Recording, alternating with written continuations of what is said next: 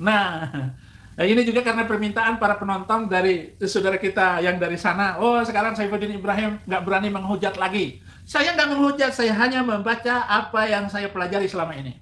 Oke? Nah, ini salah satu hadisnya.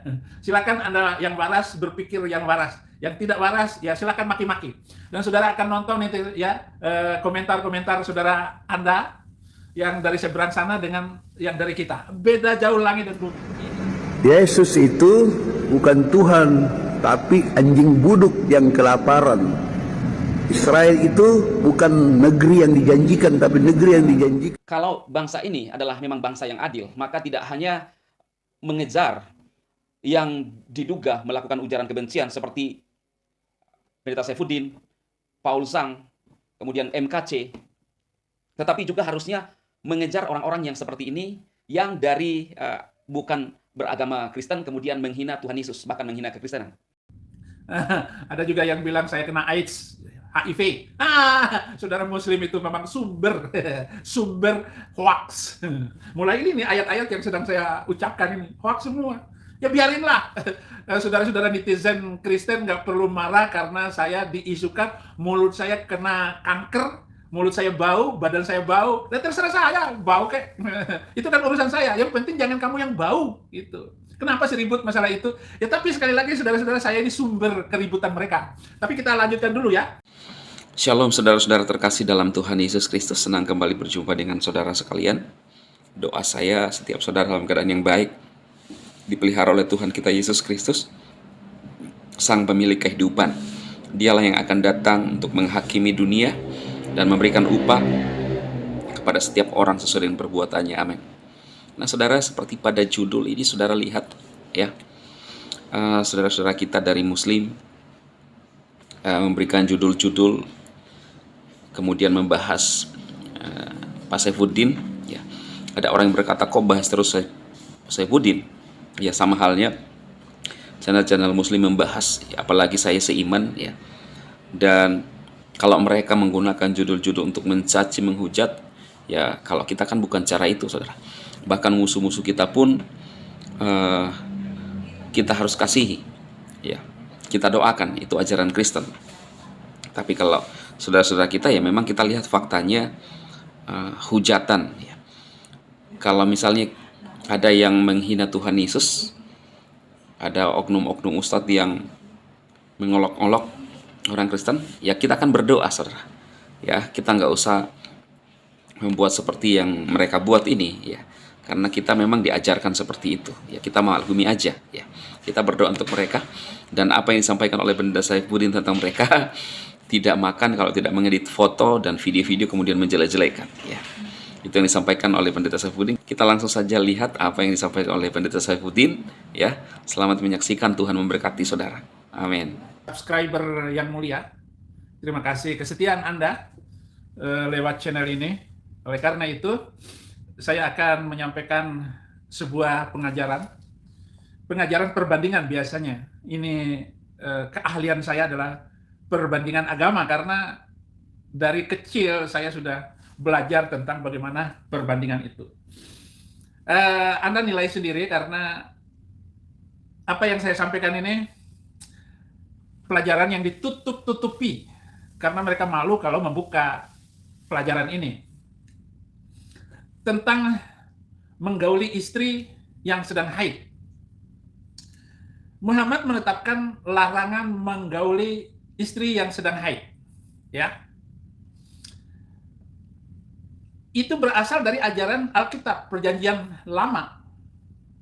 Kitab Imamat pasal 18 ayat 19, jangan bersetubuh dengan seorang wanita selama masa haidnya karena ia dalam keadaan najis. Juga dalam Imamat 20 ayat 18, apabila seorang laki-laki bersetubuh dengan seorang wanita yang sedang haid, mereka tidak lagi dianggap anggota umatku. Jadi bunyi hukum yang melarang menggauli istri yang sedang haid itu sudah ada sebelum ajaran Islam. Dan larangan itu kita temukan juga dalam beberapa hadis di dalam sejarah Mamat itu. Misalnya dalam kitab Ibnu Majah 631, hadis yang lain 639 versi penomoran Maktabal Ma'rifah Ar-Riyadh yang terbit di Makkah, Arab Saudi. Orang Islam biasanya berkata adalah nabi paling sempurna, memiliki akhlak mulia, dan seterusnya. Akhlak yang paling utama ada pada diri nabi, dia adalah teladan utama karena ayat Al-Quran berbunyi, qad kana lakum fi Rasulullah uswatun hasanah, sungguh di dalam diri Muhammad itu ada teladan yang bagus, ya. Ada juga yang bilang saya kena AIDS, HIV. Saudara Muslim itu memang sumber hoax. Mulai ini nih ayat-ayat yang sedang saya ucapkan ini hoax semua. Ya biarinlah. Saudara-saudara netizen Kristen nggak perlu marah karena saya diisukan mulut saya kena kanker, mulut saya bau, badan saya bau. Dan terserah saya, bau kek. Itu kan urusan saya. Yang penting jangan kamu yang bau, gitu. Kenapa sih ribut masalah itu? Ya tapi sekali lagi saudara-saudara, saya ini sumber keributan mereka. Tapi kita lanjutkan dulu ya. Ya, apa yang dilakukan oleh Muhammad dengan menyetubuhi istrinya yang sedang haid bisa diceritakan dalam buku saya yang lain yang saya tulis. Itu dia menyetubuhi Maimunah ketika dalam keadaan haid, ketika dia pertama kali menikah, melanggar undang-undangnya sendiri bahwa musim haji tidak boleh menikah, tetapi Maimunah itu menyerahkan dirinya kepada Muhammad untuk dinikahi hari itu, dan dia tidak menolak walaupun istri yang sudah dikawininya itu dalam keadaan haid, gitu. Ada semua buku lengkap semuanya, saudara-saudara. Jadi bagaimana? Bisa dipercaya nggak? Saya tidak bisa mempercayainya, apalagi kembali lagi ikut ajaran itu.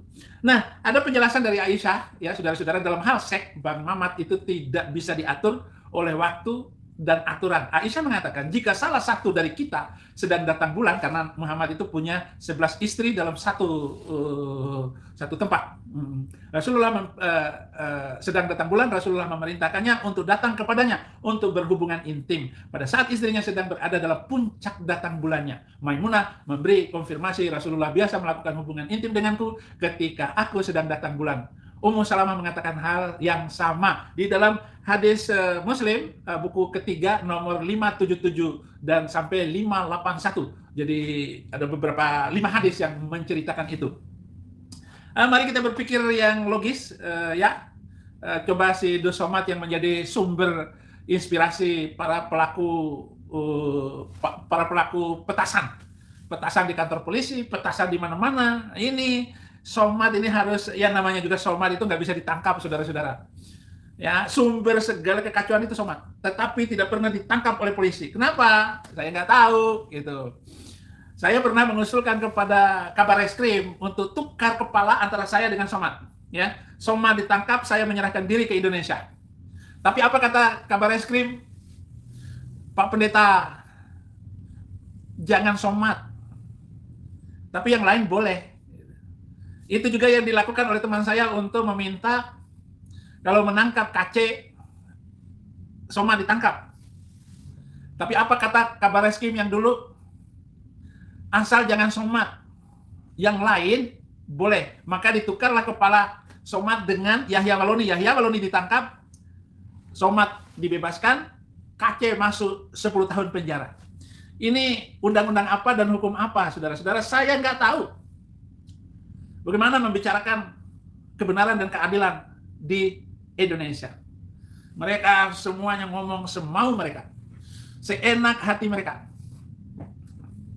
Saya dijadikan tameng terus untuk ditodong oleh mereka, tetapi saya tetap akan membela Injil Kristus. Saya tetap membawa penginjilan kemanapun saya pergi. Nah, ini juga karena permintaan para penonton dari saudara kita yang dari sana. Oh, sekarang Saifuddin Ibrahim nggak berani menghujat lagi.